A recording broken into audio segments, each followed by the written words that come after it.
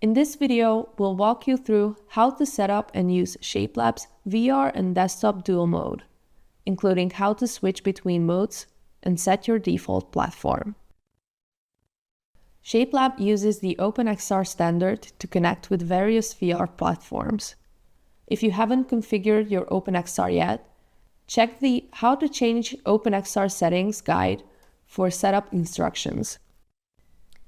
Connect your headset to your PC using a cable or AirLink, then put on your headset and open Quick Settings, Quest link to connect. Make sure you can access MetaQuest Home and move around freely.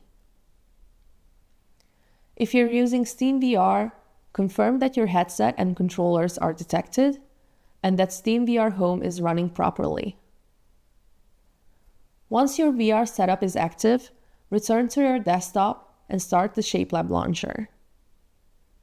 If you launch Shapelab before connecting your headset, you can initialize VR manually by clicking the VR icon in the top right corner of the screen.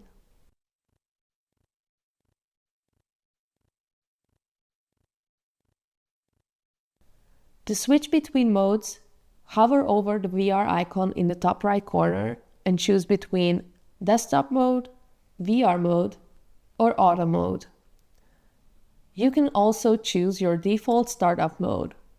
Go to Options, Platform Settings, and select one of the following: Desktop, Shapelab starts in desktop mode; VR, Shapelab launches directly in VR mode; or Auto, Shapelab detects your headset and launches accordingly. The selected option becomes your default runtime mode.